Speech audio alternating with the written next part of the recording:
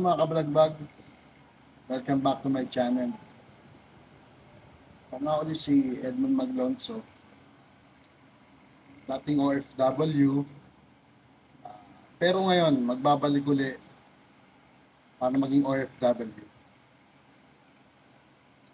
Hinintay ko lamang po ang aking work permit sa loob ng Panginoon Diyos na dumating na po ito. Pero habang ako po ay naghihintay sa aking work permit, naisipan ko pong again mag-vlog based on my experience para na rin po makatulong sa ating mga kababayan na nagnanais mag-abroad. Kailangan po ay para po ma-aware tayo at maging practical lalo sa pag-a-apply at sa pamumuhay na rin sa ibang bansa. Ako po ay galing sa Middle East, Saudi Arabia po. Kulang 5 years po. Ang topic po natin ngayon ay about sa...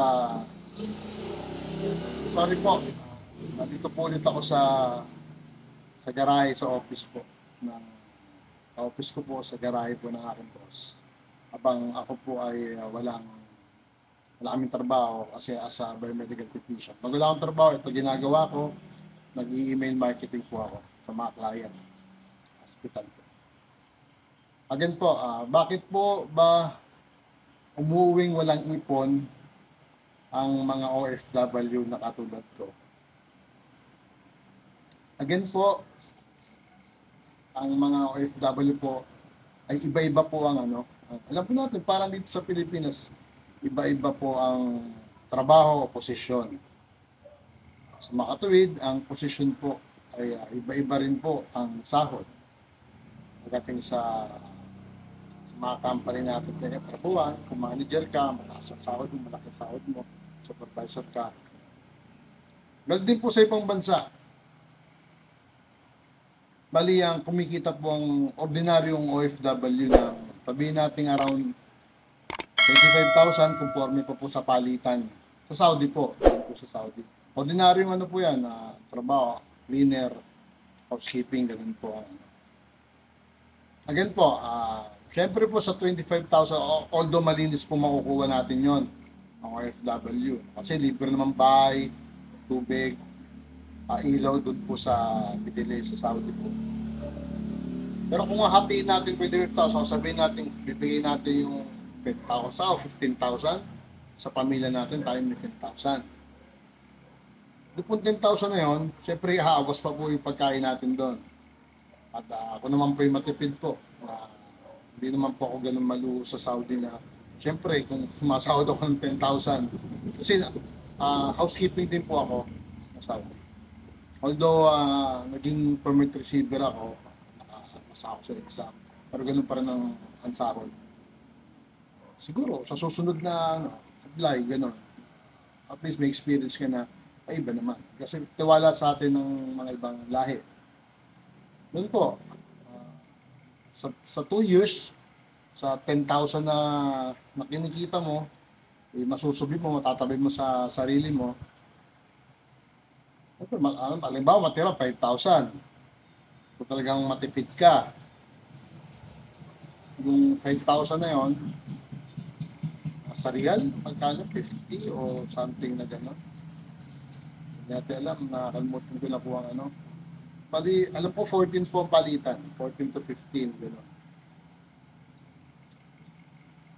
Yun po, pag matipid tayo, yun, makakaipon ka ng kalahati na ng 10,000, 5,000 matatabi mo sa 24 months.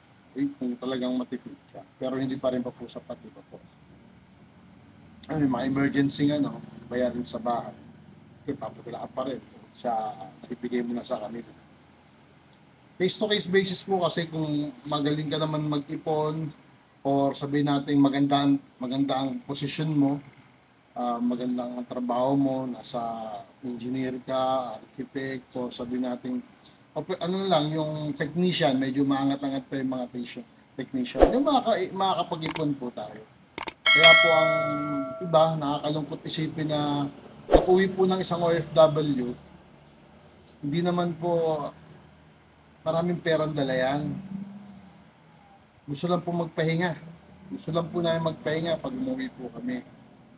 Pagkapahinga po namin ay katumbas ng kasiyahan na idudulot ng pag-uwi namin sa aming mga pamilya. Kaya po, saglit namin nakakalimutan ng lungkot, ang pagod. Kasi po, sa mga FW, sa akin po, siguro in general na rin, okay mapagod ang katawan. Kasi natural yan.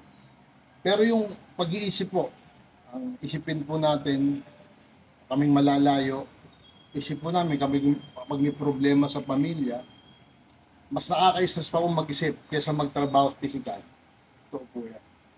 Kaya naniniwala po ako na yung pag-iisip po ng tao kasi, siguro, ano lang, sabihin na natin may ibang agenda, yung mga taong nag-iisip na, ipon tagal-tagal na sa abroad.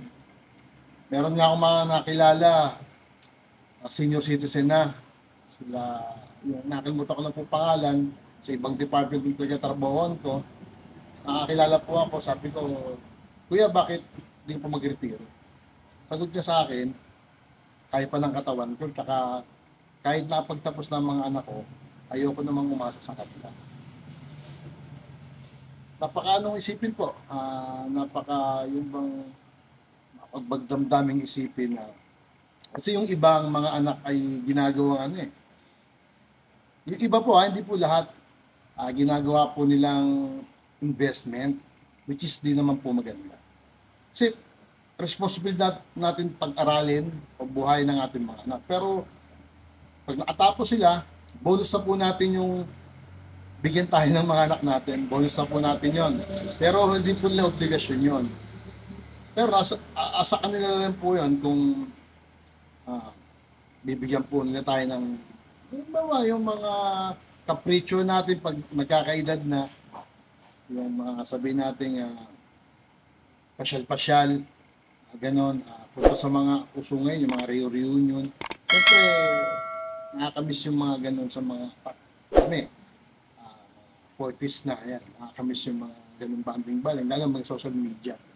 Ganun po, bali po kaya po walang naiipon po ang mga OFW na nasa average lang po ang sahod. Gawa po ng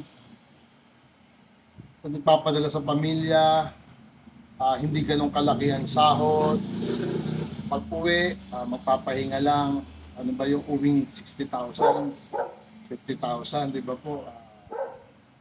Pang ano lang naman yung pang-unwind din po. Tapos, para sa pamilya. In the end of the day, para sa pamilya pa rin po yung uwi Hindi na para sa sarili namin. Kaya po, tatagal lang po natin ang loob natin mga OFW. Magtiwala po tayo sa sarili natin. Higit sa lahat, magtiwala po tayo sa Diyos. Tsaka po yung mga nakapaligid po sa atin, huwag natin masyadong isipin yan. Alam naman po natin sa sarili natin kung ano po yung ginagawa natin, which is tama naman para sa pamilya natin. Kasi, you cannot please everybody. Di naman po natin masasabi na kailangan pa ipaliwanag sa kanila kung bakit tayo. Basta tayo, binubuhay natin ang pamilya natin sa marangal at maayos na pamamaraan, sakripisyo tayo, malayo tayo sa pamilya natin. Kaya, huwag natin isipin ng ibang tao. Andiyan ang mga tunay na kaibigan natin, makakaintindi sa atin. Higit sa lahat, ang pamilya natin magiging tayo. Kaya po palagi po sinasabi sa mga aspiring OFW, wag po tayong titigil mangarap. Mangarap po tayo. And then magplano. Ano ba ang dapat gawin? Ano ba ang dapat unahin? First thing first. Yung mga priority. After nun, kumilos po tayo. Kasi pag nangarap po tayo, pangarap na lang po yun, wala po mangyayari. Kailangan ng action. Action po tayo. Number one, laging manalangin po sa ating Panginoon Diyos. May problema man tayo, masaya po tayo, at kung ano po yung pinagdaanan natin, palagi po tayo manalangin. Kasi wala naman tayong magagawa. Wala po tayong magagawa. Kaya ialay po natin or isukol po natin ang ating buhay sa Kanya. Kasi pag siya nagmaniobra sa buhay natin, the best yan. Pero pag tayong minsan, kadalasan pumapalpak, pero taas natin sa Panginoon Diyos, okay yan, sure bull yan, tried and tested po. Again po, ito po si Edwin Maglonso po, at naway lumabas na rin po ang aking work permit. At kung meron po kayong mga natutunan or inspired po kayo, mag-like lang po kayo sa aking YouTube channel. Then, subscribe na po kayo para kung ano man po ang mga latest ng aking iba-vlog para po sa ating mga OFW at sa buhay-buhay na rin po at sa aking journey papuntang Ireland para makapulot po kayo ng konting mga bagay-bagay. Inspired po kayo. Please like, share, subscribe po sa aking munting channel, Vlogbag TV. Maraming pong salamat at God bless po.